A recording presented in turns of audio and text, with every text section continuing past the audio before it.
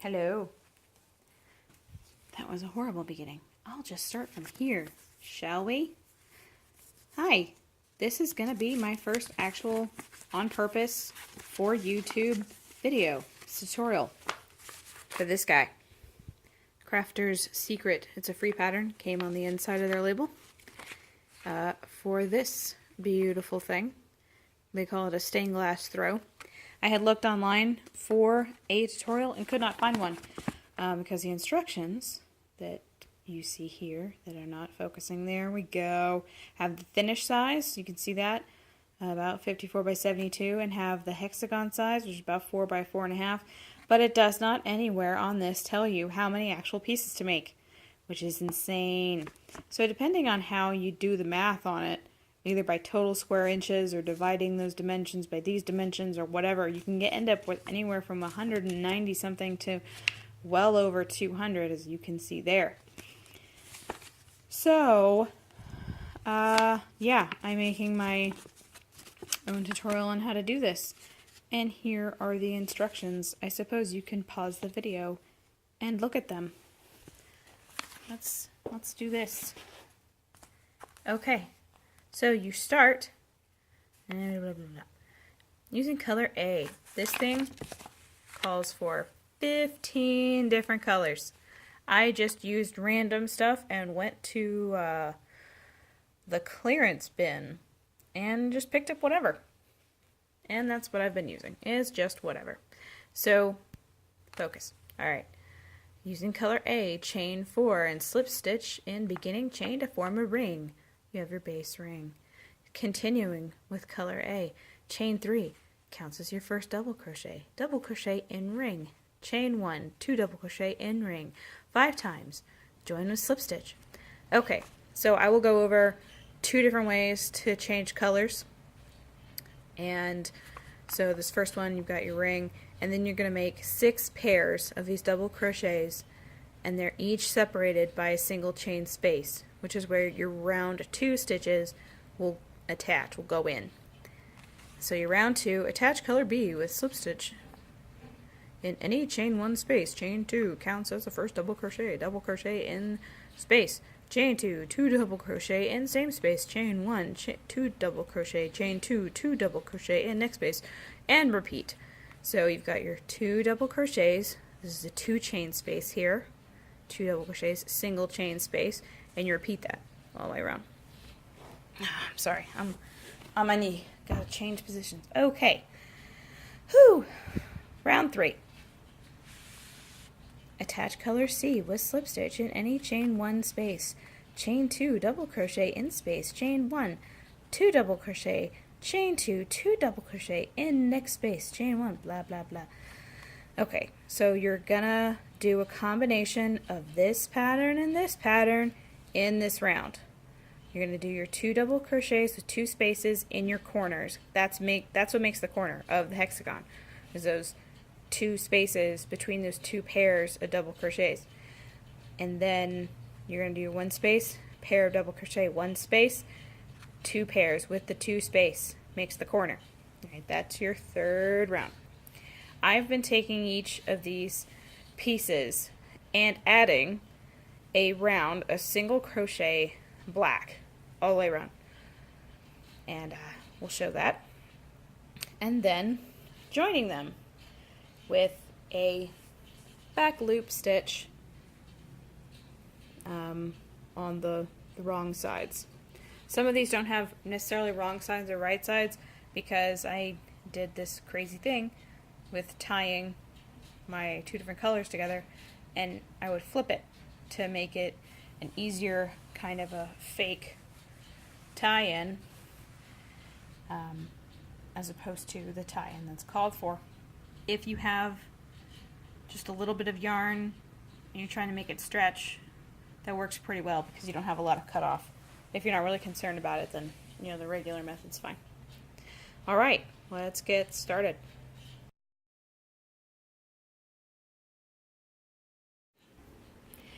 This is how much of the blanket I have currently done. And I'm starting this tutorial halfway through. This right here, I just looped on a piece of yarn to help me keep track of which side is right side up. Some of these definitely have a right side, some of these don't, depending on how I did each one. So this is what I have so far. It's all truly random. I had a bag of yarn someone gave me, a bunch of stuff I didn't necessarily think I was going to use on any one project, so I just started putting it all together. And the way I have pieced it together, I actually used a random number generator. So I picked out the most number, and I would use the random number generator to tell me which hexagon to go grab. That's how I ended up with these two right next to each other. So this is all totally random. And here's where I have my little piles of them. I've got my notes to keep track of how many are in each pile. So that's fun. To do this project, these are all the things that you need. Your hook, I'm using a size H. Ooh, out of focus, okay. Darning needle. This one's plastic. It can be plastic, it can be metal, it can be whatever you want. And this is really for the end. Scissors. I like to use fancy ones because I'm weird. This is also something I'm using at the end to help me keep the pieces aligned together the way I want them. I just show that to you later. And this is the pattern, the Crafter's Secret Stained Glass Throw.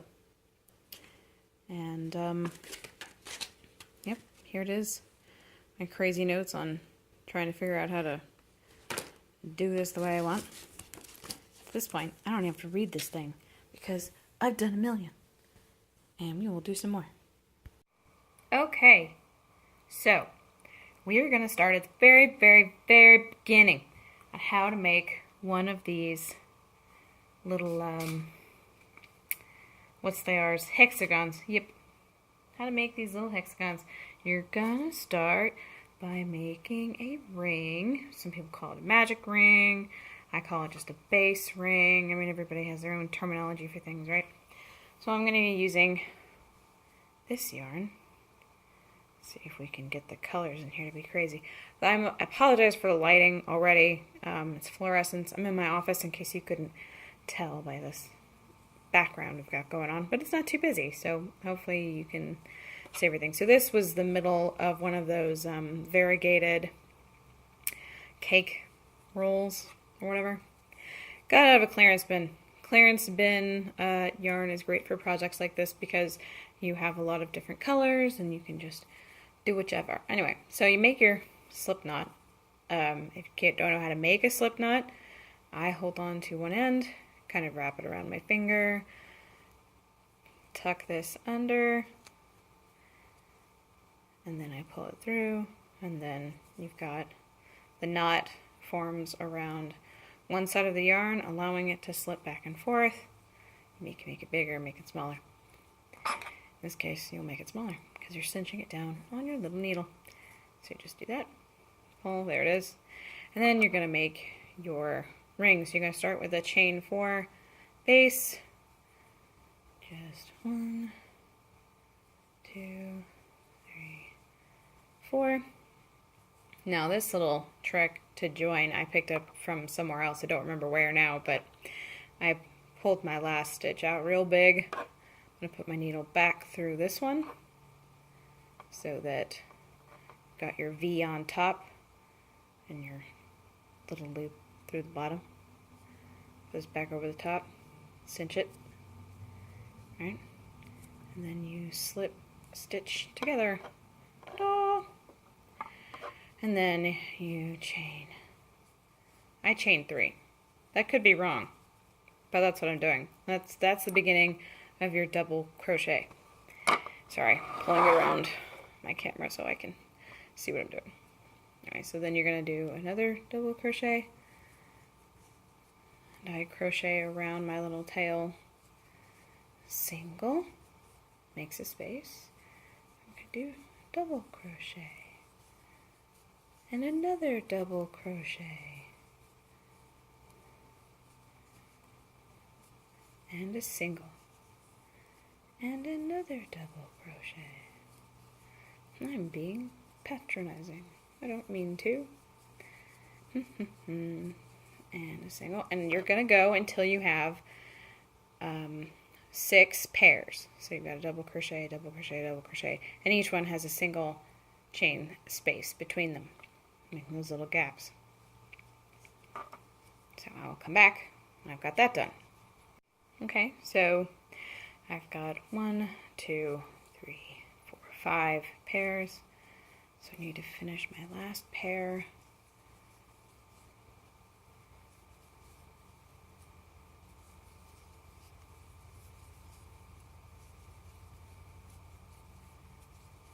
Space, and then join, come on, to the top of your first double crochet. This yarn is wanting to split the strands with a slip stitch. Okay, so that's the normal way to do it, is to just finish off with a slip stitch. You would pull this tail out and cut it. Or, if you hate weaving in ends, you can try this other way. Oh crap, did I pull out my single? I did. Okay, so you finished your double crochet, you do your single, you do one more. Kind of make it loose. And you cut it. What, you crazy person? Okay. So then what I'm going to do is I'm going to take this, I'm going to undo it, and pull it out. And I'm going to make this bigger so I don't lose it. Then I'm going to get my next color and I'm going to tie it on. What color do I want? What color do I want? I don't know. Did not plan this. Did not plan this well. I am not a seasoned YouTuber, as anybody with eyeballs can tell. So I'm going with red. And yeah, it really is that garish. It's just red heart. Now where is it? Cherry red is what I'm using for this part. Doo-doo. Okay, so put it like so. And I tie it like so, and I pull on it, a little bit of a tail like this, and I'm gonna pull on it like this, try and get it as close to the end as possible, and it's nice and tight. It's not going anywhere, it's not coming apart. So then you basically redo your last double. Single, and then, like with my base circle, I flip it over and I go at it. Oops, did I do that right? Yes. And I go at it this way. Get over there. Ta-da! And I pull through to join. And then I go 1, 2, 3, like it's my first double, because we're going to be doing the doubles into this space right here, into this space. So try to capture that. Tough to put it down. I need some more slack. Alright, and then we've got our first double in this first space, and then you're going to chain 2 and then do 2 more doubles into this space.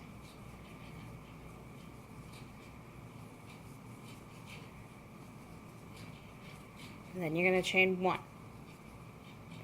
Then you're going to go to the next space. And you're going to do 2 doubles.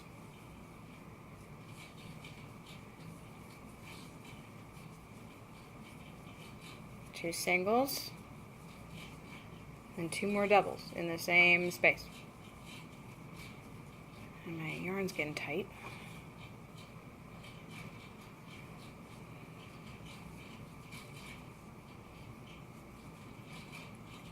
And then a single. And you continue that all the way around until you get to the end. Okay. Always with the light balance. Okay, so here we've got the first 2 rows, and I did just the regular slip stitch finish. Honestly, doing rounds like this, I don't necessarily feel like I need to weave in like you do on other projects, and tying that little knot. While if you have only a small amount of yarn in the color that you're wanting to use, you'll be able to make your yarn last longer. You won't have as much waste to deal with, but it does take a little bit more time, and you won't necessarily have a right side because you'll be turning your work over and over, and sometimes you end up with those little fluffs. I mean, if that doesn't bother you, it doesn't bother me, but I've just, in the interest of trying to get this project done because it's taken forever, I'm doing it this way. So I did the normal slip, there you go, and I'll be joining on my next color in the normal way, which is going to be this crazy green. There we go. That's a little bit better. Maybe not. I don't know. So yeah, I like to join them in a single space because this is where your points need to be. This doubles chain space. So that's what I'm gonna do. Do your normal slip knot. Put it on, cinch it down. I apologize if my piece is moving around a lot. I'm using my phone. It's inside a, I'll show you. That is a piece of pottery, loosely speaking, that normally holds paper clips, but it seems to be working pretty well as a phone holder at the moment. And it's on the corner of my desk, and I'm having to lean over all weird, so not the most professional setup ever. So I apologize. This is moving around strangely. Doop. Fold my little tail. 1, 2, 3. And you do a double crochet into all of your single chain spaces. So double crochet, chain 1, and just catching that tail, do a pair of double crochets, chain 2,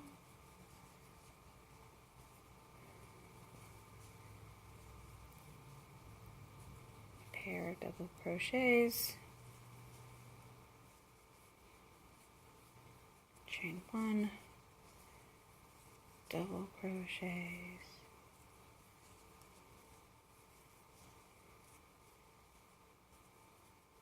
chain 1, and so on. So in all of the corners you're going to do your double crochet pair, chain 2, and in all of your single spaces you're just going to do your pair of double crochets, and each of those sets is separated by a single space.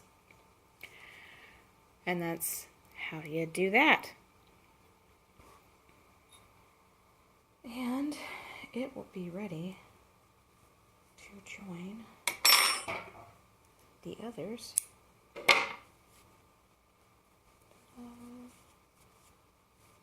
Let's see, I had that little tuft, so I'm gonna trim this from where it's sticking out. This one too.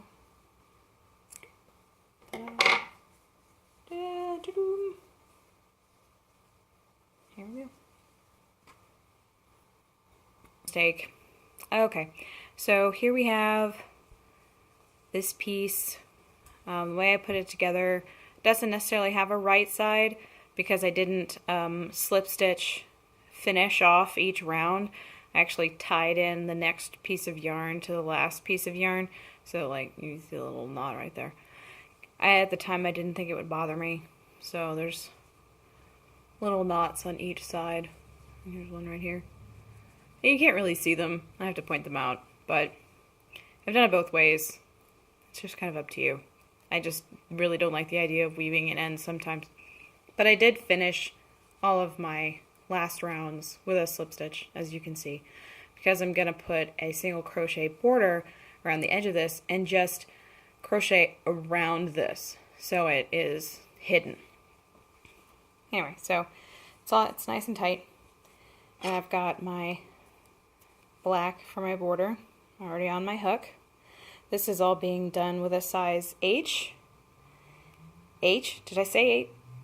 H. For some reason that sounds really weird to me now. This is all done with a size H crochet hook and just a basic worsted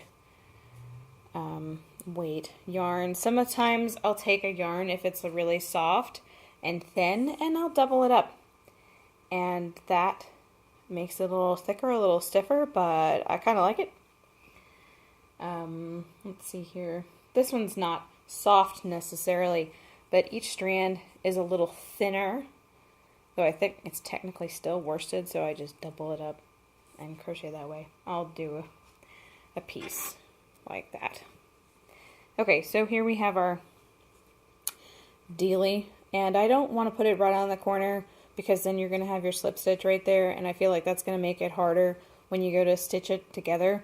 So I actually like to come in a little bit, and where it's a little bit more stable, I find that if I'm trying to do, when I do my single crochet on these gap tops, it pulls the yarn a lot. So if for my foundation, I like to put it here in the midst of the double crochets. So you just got your singles, and then I take the little tail and tuck it under. Grab this, pull it through, single crochet. And I go through both loops. I'm not doing front or back loop. I'm not posting. And then I turn this over so I can see underneath it. Hey, focus, man. There we go. At my little slip stitch. So you can see that little guy there and that little guy there. And this one's right here. And it's a little hard to get to, but it's fine. Because this counts as a stitch. To me, it may not actually count. It might be why some of my counts are a little bit off when I go to put them together.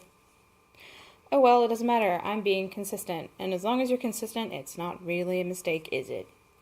No, it's not. Other crocheters say it, so it must be true. Anyway, so as you can see, I'm just tucking that little tail, this guy, under or in the inside.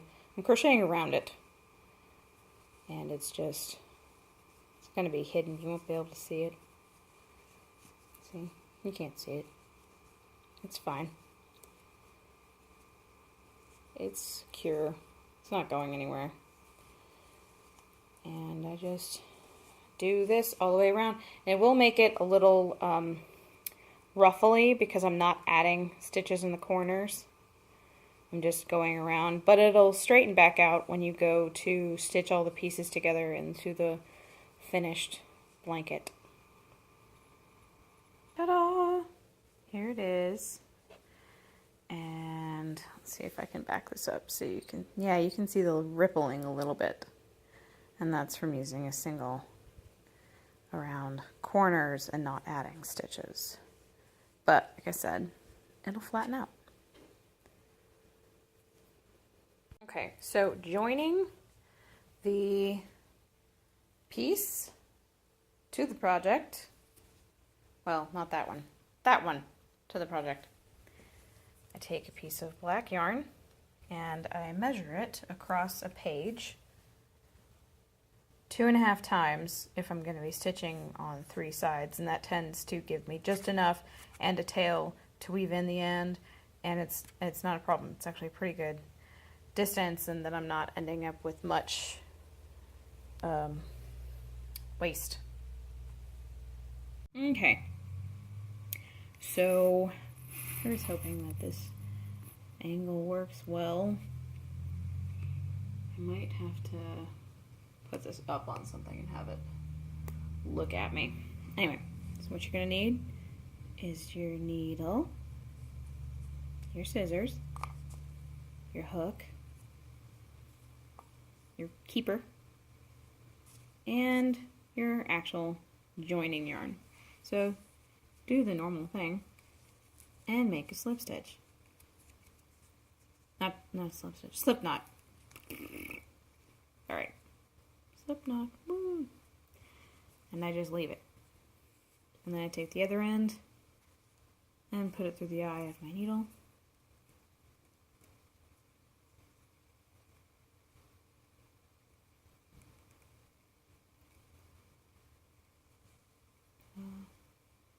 And I set this to the side for now. Get my piece and what to join. I determined which side I like best. Since this one was made with those tie-off methods that I was using because I didn't want to weave anything in. I've got a little tuft here, and I've got a little tuft here, and one here. So I'm just looking at it, and I like this side better. So this is right side. So I put it in place, and I like to have my little tails up against the work I'm attaching to. So this one has a little tail there too. So that'll be interesting. Okay, so this is right sides, like this. So then I'm going to take this and I'm going to fold it over this one. So the wrong sides, right sides together, okay? Use a sewing term. And I wonder how I should do this. I will put it back in the holder and put it more in front of me and hope this works. Okay, so I've got my pieces right sides together, and unfortunately the yarn I'm working with is black, so this might not be the best section of this tutorial. Anyway, I match up the two pieces in question as best as I can. I've got my two space here, my corner, and there's my other corner, and I just try and look at it and see, okay, here's my double chain, here's a single, here's a single, here's a double. Okay, so where's my double on this side? I can actually probably look at this side. Sometimes it's hard to tell exactly, so I just do a best guess kind of thing, especially when I've got a knot here. So I'm gonna say that my corner is about here.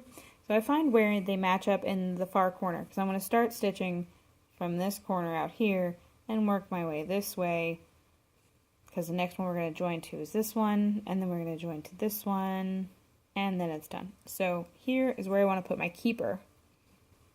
The idea is just to keep my stitch counts matched. So I stick my needle through both pieces, through both loops, get my little thing, hook it through, and it's just gonna keep it for me together like that.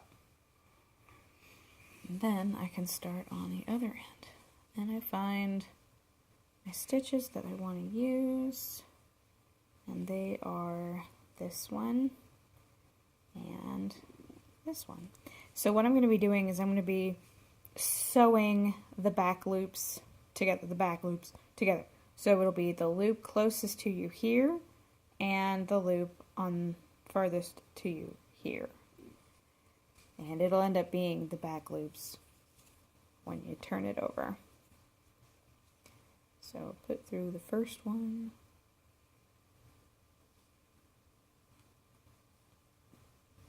I'm actually going through the yarn. I don't want to go through the yarn, I want to go around it. Okay. And then, is that the right one? Is that the right one? Yes. Okay. I do a lot of that in my stuff. Are you sure? Are you sure? Are you sure? Yeah. So I've got my needle going through both back loops. Pull it through. Then you get to your slip knot. Put the needle through the slip knot. Cinch it down on the yarn. Make sure everything's nice and tight. Pull it through. So you have your connection. And then you just sew together through the back loops. So we've got back loop, pull, and back loop, and pull, and back loop, back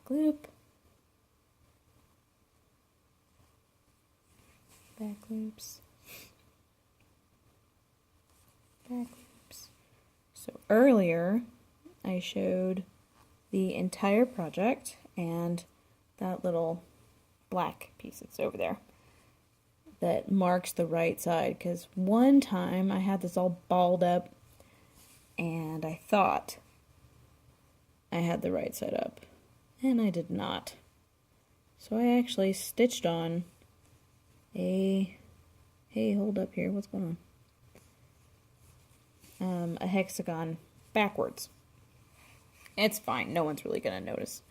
But I decided to put a marker so I could tell which side was up, basically. On this. And now I've gotten over here, and I can take this out. Whoops.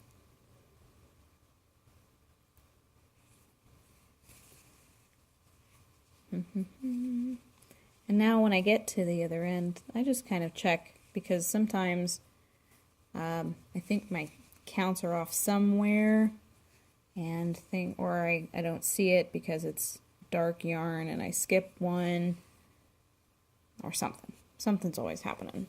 So I've got to adjust a little bit. But as long as, you know, the ends match up and you like what you've got, really, that's what counts, right? Right. Absolutely. Anything you say. Okay.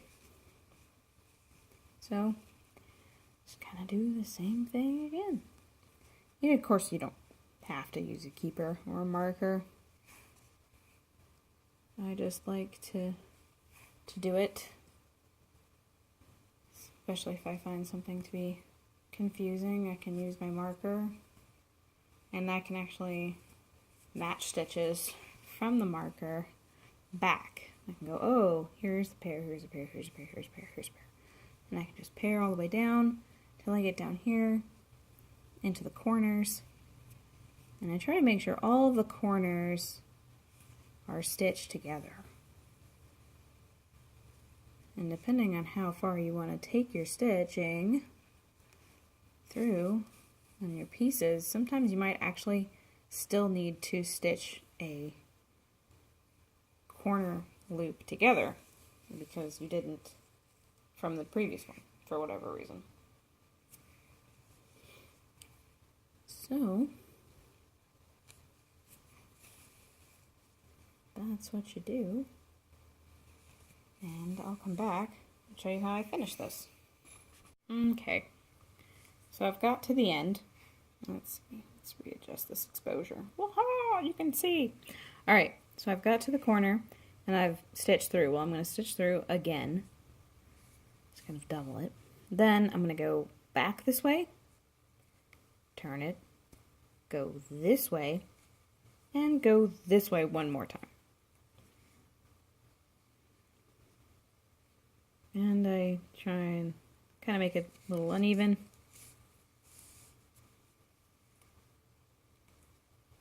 And this was something I actually picked up from a, I guess, professional crocheter. Don't remember exactly where, but they have a channel and lots of followers. They do lots of patterns. Okay. And then, ta-da! And one more piece is added to the entire thing.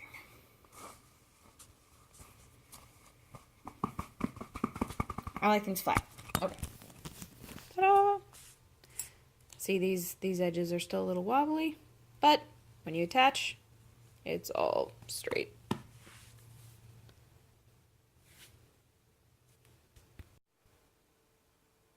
Okay, so those are all the steps.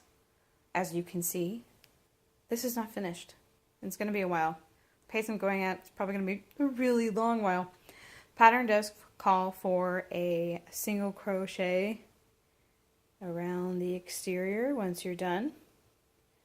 And in that case, I would add stitches on the outgoing points so that it doesn't get all wobbly. It's not too tight. It gives persons that have recommended that the outgoing corners that you do 3 single crochets into that loop instead of just a single crochet and move on, to give it, I guess, enough flexibility. And I guess I'll find out at the time whether or not to reduce stitches on the ingoing corners. Probably not, though. I don't know. I'll find out.